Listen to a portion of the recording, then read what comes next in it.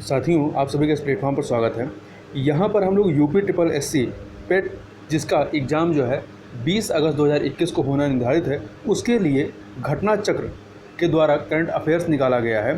तो उस current affair को यहाँ पर हम लोग देखेंगे। तो चलिए प्रारंभ करते हैं इसको। तो इसमें जो है आपका 20 जुलाई 2020 से लेकर 20 जुलाई 2021 तक के करंट अफेयर को कवर किया गया है। तो यहाँ पर हम लोग सबसे पहले राष्ट्रीय के तहत जो करंट अफेयर हैं वन लाइनर फॉर्म में, उनको यहाँ पर हम लोग देखेंगे। तो चलिए इसमें राष्ट्रीय में राजनीतिक क्षेत्र के बारे में देखें। तो पश्चिम बंगाल सरकार द्वारा लिए गए एक निर्णय के अनुसार राज्य में गठन किया जाएगा। क्या गठन किया जाएगा? विधान परिषद का गठन किया जाएगा। वह 5 राज्य या केंद्र शासित प्रदेश जिनकी विधानसभाओं के आम निर्वाचन हेतु भारत निर्वाचन आयोग द्वारा अधिसूचना जारी की गई 26 फरवरी 2021 को। तो कहाँ कहाँ चुनाव हुए? असम, तमिलनाडु, पश्चिम बंगाल, केरल तथा पुडुचेरी।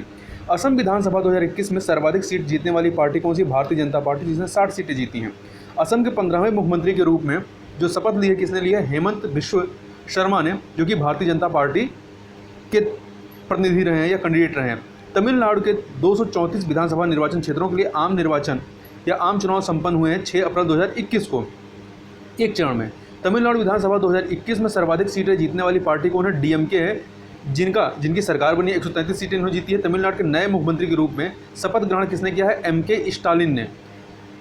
पश्चिम बंगाल विधानसभा चुनाव 2021 के परिणामों के अनुसार सर्वाधिक सीटें जीतने वाली पार्टी कौन सी रही? अखिल भारतीय तृणमूल कांग्रेस रही है, जिसने 213 सीटें जीती हैं और इनका मत प्रतिशत कितना रहा है? 47.94% रहा है। और लगातार तीसरी बार पश्चिम बंगाल के मुख्यमंत्री के रूप में शपथ किसने लिया है? ममता बनर्जी ने लिया है। और केरल विधानसभा चुनाव 2021 के परिणामों के अनुसार लगातार दूसरी बार सत्ता में वापसी की है वाम लोकतांत्रिक मोर्चा अर्थात एलडीएफ ने। और केरल के गठबंधन के बाद से पहली बार किसी मुख्यमंत्री ने केरल के गठन के बाद से पहली बार किसी मुख्यमंत्री ने लगातार दूसरे कार्यकाल हेतु शपथ ग्रहण की है। वे मुख्यमंत्री हैं पिनराई विजयन। पुडुचेरी के 30 विधानसभा निर्वाचन क्षेत्रों हेतु आम चुनाव जो है संपन्न हुए 6 अप्रैल 2021 को। और अखिल भारतीय एनआर कांग्रेस के संस्थापक जिन्होंने चौथे कार्यकाल हेतु पुडुचेरी के मुख्यमंत्री के रूप में शपथ ली है, उनका नाम क्या है? एन रंगास्वामी। पुडुचेरी विधानसभा चुनाव 2021 में सर्वाधिक सीटें 10 सीटें जीतने वाली पार्टी कौन है? अखिल भारतीय एनआर कांग्रेस। बिहार के 2 हरित ऊर्जा कुशल शहर कौन से होंगे? राजगीर और बोध गया। आगे चलते हैं। अगला है रेल मंत्रालय द्वारा हावड़ा कालका मेल का परिवर्तित नाम क्या है? नेताजी एक्सप्रेस। 20 दिसंबर 2021 को राष्ट्रपति रामनाथ कोविंद के द्वारा उद्घाटित आईएनएस खुखरी स्मारक कहाँ स्थित है? तो ये दीव में, दमन दीव का जो दीव है वहाँ पर। 25 दिसंबर 2020 को पूर्व प्रधानमंत्री अटल बिहारी वाजपेयी की 96वीं जयंती के अवसर पर उनकी 18 फीट ऊंची प्रतिमा का अनावरण कहाँ किया गया? शिमला में, हिमाचल प्रदेश के शिमला में किया गया है। जम्मू और कश्मीर जिला विकास परिषद के चुनाव में सर्वाधिक सीटें किसने जीती है? भारतीय जनता पार्टी ने 75 सीटें जीती हैं।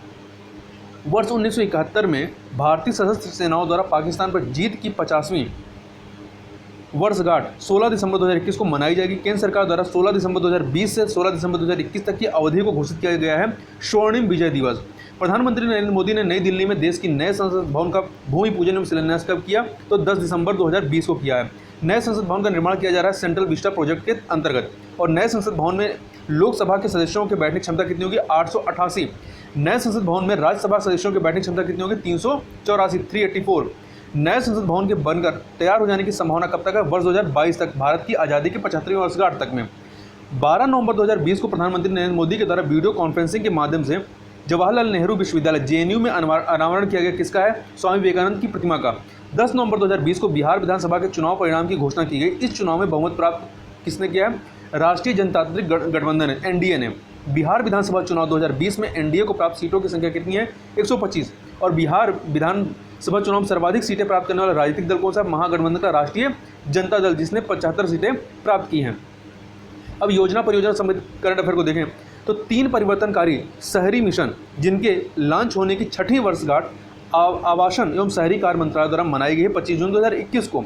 तो इसमें 3 जो ये मिशन है, इसमें पहला है स्मार्ट सिटी मिशन, दूसरा है अमृत मतलब Atal mission for urban rejuvenation and urban transformation, तीसरा है प्रधानमंत्री आवास शहरी। अगला है भारत सरकार के स्मार्ट सिटीज मिशन के तहत आयोजित प्रतियोगिता जिनके परिणाम आवासन एवं शहरी कार्य मंत्रालय द्वारा जारी किए गए हैं, इंडिया स्मार्ट सिटीज अवार्ड प्रतियोगिता 2020। तथा ये जो इंडिया स्मार्ट सिटी अवार्ड प्रतियोगिता 2020 इसके तहत घोषित सिटी अवार्ड के रूप के संयुक्त विजेता कौन है? इंदौर और सूरत, मध्य प्रदेश का इंदौर और गुजरात का सूरत। और इस इंडिया स्मार्ट सिटीज अवार्ड प्रतियोगिता 2020 के तहत घोषित राज्य अवार्ड किसे दिया गया है, तो इसमें पहला स्थान जो है उत्तर प्रदेश का, दूसरा मध्य प्रदेश का, तीसरा है तमिलनाडु का। और इस इंडिया स्मार्ट सिटीज अवार्ड प्रतियोगिता 2020 के तहत घोषित स्मार्ट सिटीज लीडरशिप अवार्ड के शीर्ष 3 विजेता कौन से हैं? अहमदाबाद, बनारस और रांची। अहमदाबाद, बनारस, रांची। युवा योजना के संदर्भ में युवा का पूर्ण रूप क्या है? तो युवा का पूर्ण रूप है young, upcoming and versatile authors. युवा योजना अंग किसका है? इंडिया @75 परियोजना, आज़ादी का अमृत महोत्सव का। ग्रामीण क्षेत्रों में प्रत्येक परिवार का 10 रुपये प्रति बल्ब की वहनीय दर से उच्च गुणवत्ता के LED बल्ब प्रदान करने हेतु ग्राम उज्ज्वला योजना की शुरुआत की गई 24 मार्च 2021 को। कहाँ से? बनारस में या वाराणसी में। ग्राम उज्ज्वला योजना, ये जो ग्राम उज्ज्वला योजना है पूर्णतः वित्त पोषित है कार्बन क्रेडिट के द्वारा। और रतलेब जल विद्युत परियोजना स्थित है कहाँ पर? जम्मू कश्मीर के किश्तवाड़ जिले में चिनाब नदी पर। 7 फरवरी 2021 को प्रधानमंत्री नरेंद्र मोदी ने बिहार के डोभी से पश्चिम बंगाल के दुर्गापुर तक 348 किलोमीटर लंबे प्राकृतिक गैस पाइपलाइन खंड को राष्ट्र को समर्पित किया, जो कि भाग है प्रधानमंत्री ऊर्जा गंगा परियोजना का। और प्रधानमंत्री ऊर्जा गंगा परियोजना के तहत पाइपलाइन की कुल लंबाई कितनी है? ये है 3384 किलोमीटर, जिसमें से 348 किलोमीटर का अभी राष्ट्र को समर्पित किया गया है। भारत के शिक्षा मंत्रालय के स्कूल शिक्षा एवं साक्षरता मिशन विभाग के तहत कार्यान्वित की जाने वाली एक नई केंद्रीय परियोजना कौन सी है? यह है स्टार्स परियोजना। क्या है स्टार्स परियोजना? शिक्षा मंत्रालय की स्टार्स परियोजना का पूर्ण रूप क्या है? Strengthening teaching learning and results for states. Stars ये वह 6 राज्य जहां स्कूल शिक्षा की गुणवत्ता एवं प्रशासन में सुधारित स्टार्स परियोजना, ये जो स्टार परियोजना है, इसे क्रियान्वित की जाएगी। तो हिमाचल प्रदेश, केरल, मध्य प्रदेश, महाराष्ट्र, उड़ीसा एवं राजस्थान। इसमें उत्तर प्रदेश का नाम नहीं है, तो याद रखिएगा स्टार्स योजना में उत्तर प्रदेश नहीं है, हिमाचल प्रदेश, केरल, मध्य प्रदेश, महाराष्ट्र, उड़ीसा और राजस्थान है। अगला है 24 जनवरी 2021 को राष्ट्रीय बालिका दिवस के अवसर पर पंख अभियान की शुरुआत की है मध्य प्रदेश ने। पंख का पूर्ण नाम क्या है? P फॉर प्रोटेक्शन अर्थात सुरक्षा, A फॉर अवेयरनेस जागरूकता, N फॉर न्यूट्रिशन पोषण, K फॉर नॉलेज ज्ञान और H फॉर हेल्थ अर्थात स्वास्थ्य। 18 जनवरी 2021 को प्रधानमंत्री नरेंद्र मोदी ने इन 2 मेट्रो रेल परियोजनाओं का शिलान्यास किया है। कौन से? अहमदाबाद मेट्रो रेल परियोजना का चरण तीसरा और सूरत मेट्रो रेल परियोजना का। 15 जनवरी 2021 को प्रधानमंत्री कौशल विकास योजना 3.0 का शुभारंभ किया गया है कौशल विकास और उद्यमशीलता मंत्रालय के द्वारा। विश्व की पहली double stack long haul container train का संचालन किया जा रहा है न्यू अटेली हरियाणा से राजस्थान के न्यू किशनगंज तक में। प्रधानमंत्री नरेंद्र मोदी ने वीडियो कॉन्फ्रेंसिंग द्वारा गुजरात स्थित इन 2 परियोजनाओं हेतु भूमि पूजन किया। कौन से 2 परियोजनाओं के लिए? पहला अहमदाबाद मेट्रो रेल परियोजना चरण 2 के लिए तथा सूरत मेट्रो रेल परियोजना के लिए। ठीक है, आगे चलते हैं। बौद्धिक संपदा साक्षरता और पेटेंट के संबंध में जागरूकता के सृजन हेतु भारत सरकार द्वारा लॉन्च अभियान क्या है? इसका नाम है कपिला। क्या नाम है? कपिला का पूर्ण नाम क्या है? Kalam program for intellectual property literacy and awareness campaign. 1 जनवरी 2021 को प्रधानमंत्री नरेंद्र मोदी ने वीडियो कॉन्फ्रेंसिंग के माध्यम से लाइट हाउस परियोजना LHP की आधारशिला रखी 6 राज्यों में। तो याद रखिएगा इसमें उत्तर प्रदेश शामिल है, उत्तर प्रदेश, त्रिपुरा, झारखंड, तमिलनाडु, गुजरात और मध्य प्रदेश में। ठीक है, मध्य प्रदेश में आपकी स्टार्स योजना भी है और ये आपकी लाइट हाउस प्रोजेक्ट भी है। लाइट हाउस मॉडल आवासीय परियोजना है जो संबंधित है किससे? Global housing technology challenge India से, GHTC इंडिया से। आयुष्मान भारत प्रधानमंत्री जन आरोग्य योजना सेहत का शुभारंभ किया गया है 26 दिसंबर 2020 को। सेहत योजना का पूर्ण रूप क्या है? Social endeavour for health and telemedicine. बिजली क्षेत्र में कौशल विकास हेतु भारत का पहला उत्कृष्टता केंद्र स्थित है राष्ट्रीय सौर ऊर्जा संस्थान गुरुग्राम, हरियाणा के गुरुग्राम के परिसर में। भारत सरकार के पेट्रोलियम एवं प्राकृतिक गैस मंत्रालय द्वारा भारत का 8वां उत्पादन बेसिन राष्ट्र को समर्पित किया गया है 20 दिसंबर 2020 को। और भारत का 8वां उत्पादन बेसिन कौन सा है? बंगाल बेसिन है। कौन सा है? बंगाल बेसिन है। 15 दिसंबर 2020 को प्रधानमंत्री नरेंद्र मोदी द्वारा शिलान्यास किए गए भारत के सबसे बड़े हाइब्रिड अक्षय ऊर्जा पार्क की स्थापना की जा रही है। कहाँ पर? गुजरात के कच्छ में। तो ये भारत का सबसे बड़ा हाइब्रिड अक्षय ऊर्जा पार्क है। 10 दिसंबर 2020 को केंद्रीय मंत्री नितिन गडकरी द्वारा बिहार राज्य में एक 1.5 किलोमीटर 1.5 किलोमीटर लंबे पुल का वर्चुअल माध्यम से उद्घाटन किया गया। पुल का नाम क्या है? कोइलवर पुल, जो कि ये कोइलवर पुल जो है सोन नदी पर स्थित है। 13 नवंबर 2020 को 5वें आयुर्वेद दिवस के अवसर पर प्रधानमंत्री नरेंद्र मोदी के द्वारा राष्ट्र को समर्पित आयुर्वेद संस्थान कौन सा है? तो यह है भारतीय आयुर्वेद शिक्षण एवं अनुसंधान संस्थान जामनगर। दूसरा है राष्ट्रीय आयुर्वेद संस्थान जयपुर। ठीक है, 2 हैं, एक जामनगर में है और दूसरा जयपुर में है। एशिया का सबसे बड़ा कार्डियोलॉजी सेंटर कौन सा है? तो यह है UN Mehta institute of cardiology and research centre. Zoji La tunnel की आधारशिला रखी गई 15 अक्टूबर 2020 को, और जोजिला टनल जोड़ेगी किसको? श्रीनगर को लेह के कारगिल से, श्रीनगर को लेह के कारगिल से। और इस टनल की लंबाई कितनी होगी? 14.15 किलोमीटर, 14.15 किलोमीटर लंबाई याद रखिएगा। 11 अक्टूबर 2020 को प्रधानमंत्री नरेंद्र मोदी ने लोगों को संपत्ति कार्ड प्रदान करने की जिस योजना की शुरुआत की उसका नाम क्या है? प्रधानमंत्री स्वामित्व योजना। 9 अक्टूबर 2020 तक प्रत्येक ग्रामीण घर में नल कनेक्शन उपलब्ध करवा रहा देश का पहला हर घर जल राज्य बनने का गौरव प्राप्त किया है गोवा राज्य ने। 3 अक्टूबर 2020 को प्रधानमंत्री नरेंद्र मोदी ने राष्ट्र को समर्पित किया अटल टनल को। अटल टनल हिमाचल प्रदेश के 2 स्थानों को जोड़ती है, किसको? कुल्लू घाटी के मनाली को और लाहौल स्पीति घाटी को। तो मनाली को लाहौल स्पीति घाटी से जोड़ती है। औसत समुद्र तल से 10,000 फीट की ऊंचाई पर स्थित विश्व के सबसे लंबे सुरंगीय राजमार्ग अटल टनल की लंबाई कितनी है? 9.02 किलोमीटर। बहुत महत्वपूर्ण है, याद रखिएगा 9.02 किलोमीटर। भारतीय पर्यटन सांख्यिकी 2020 के अनुसार अंतर्राष्ट्रीय पर्यटकों के आगमन के मामले में संपूर्ण विश्व में भारत का स्थान कितना है? भारत का हिस्सा कितना है? स्थान नहीं, भारत का हिस्सा कितना है?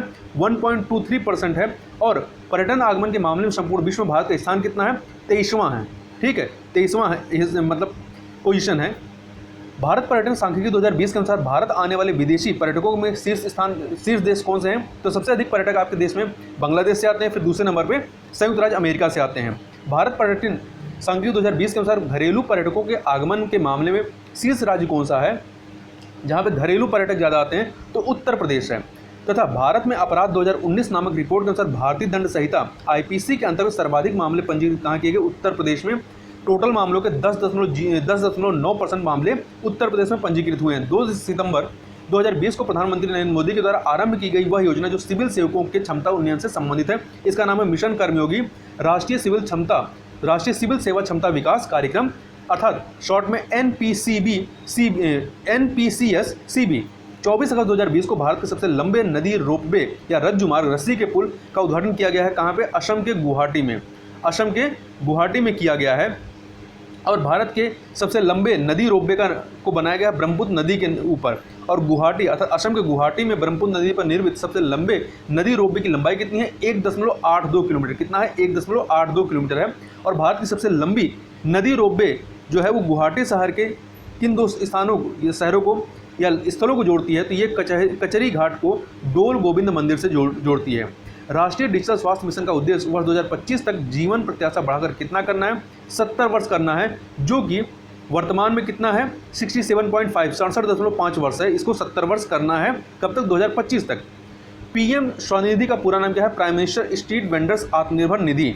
PM स्वनिधि के अंतर्गत पथ विक्रेताओं को अपने व्यवसाय को दोबारा आरंभ करने के लिए प्रदान किए जाने वाले पूंजीगत ऋण की राशि कितनी होगी?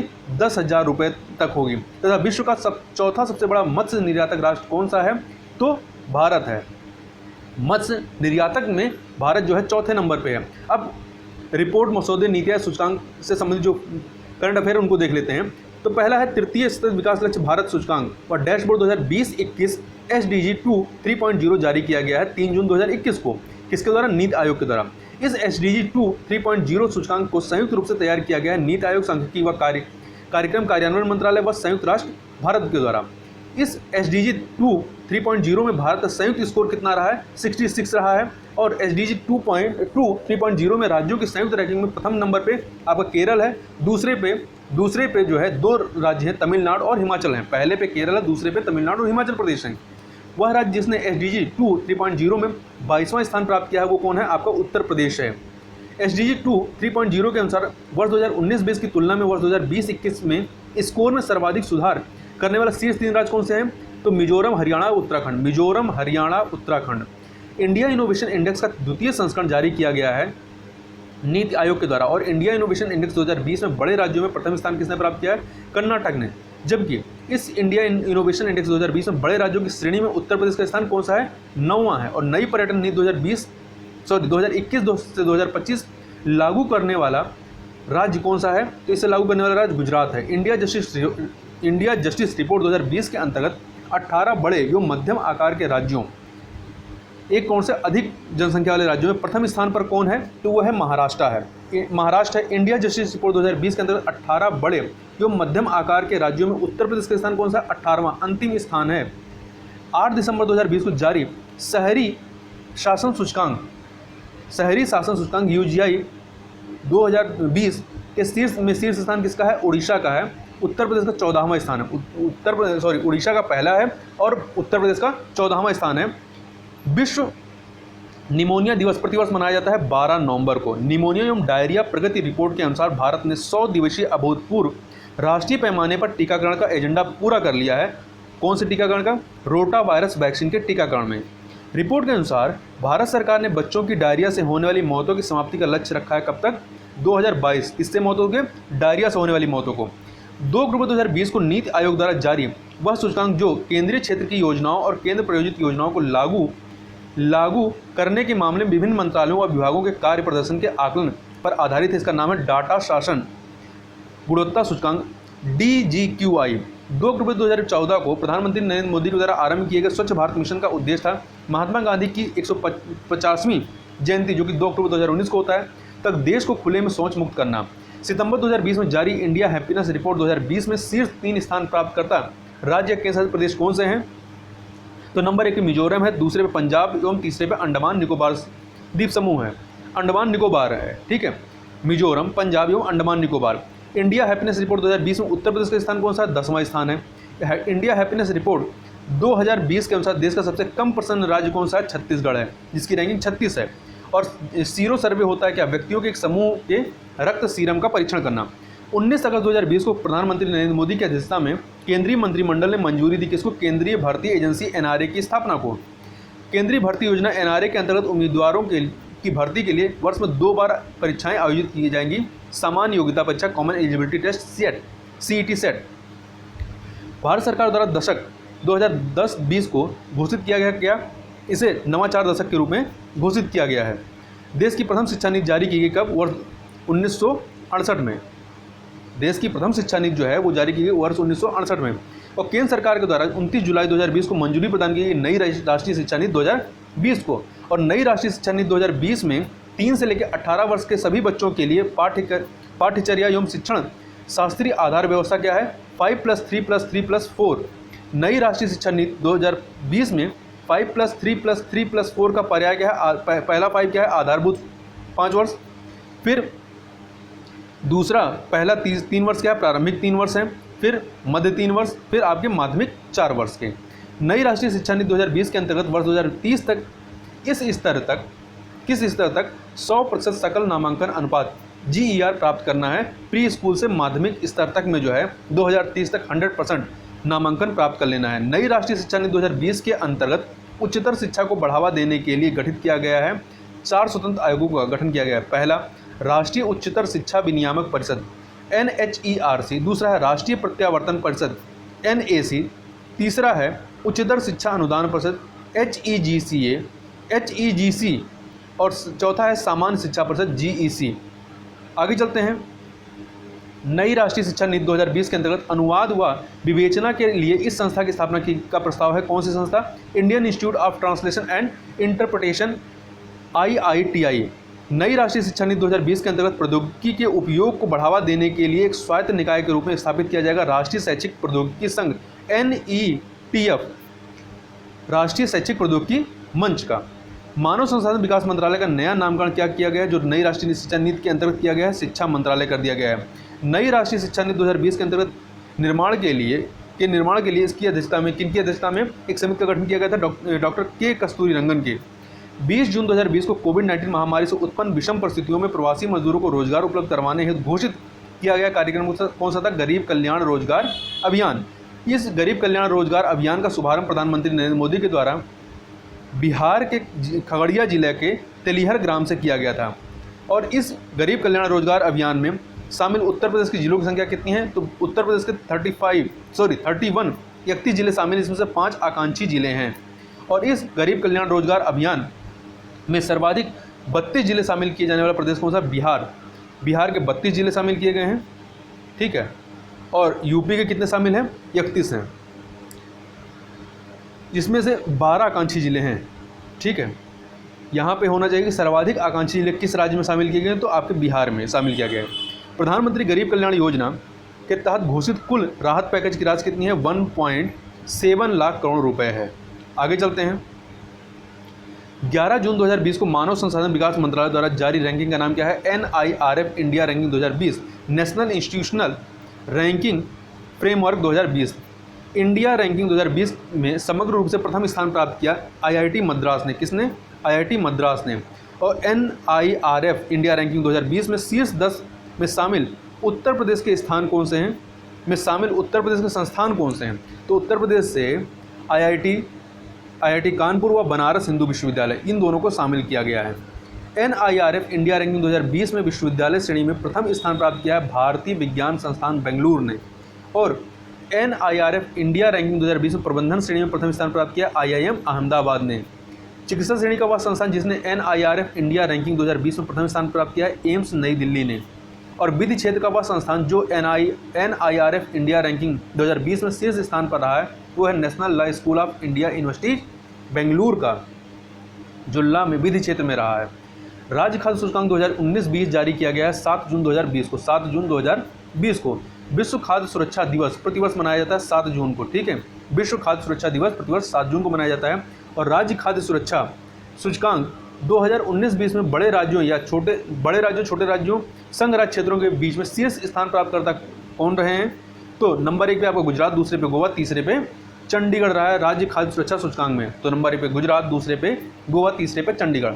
तो इस प्रकार से यहाँ पर हम लोगों ने इन 3 चीज़ों को देखा। इससे आगे की जो चीज़ें हैं उसको हम लोग नेक्स्ट वीडियो में करेंगे। तो इस वीडियो में बस इतना ही, मिलते हैं नेक्स्ट वीडियो में, तब तक के लिए बहुत बहुत धन्यवाद।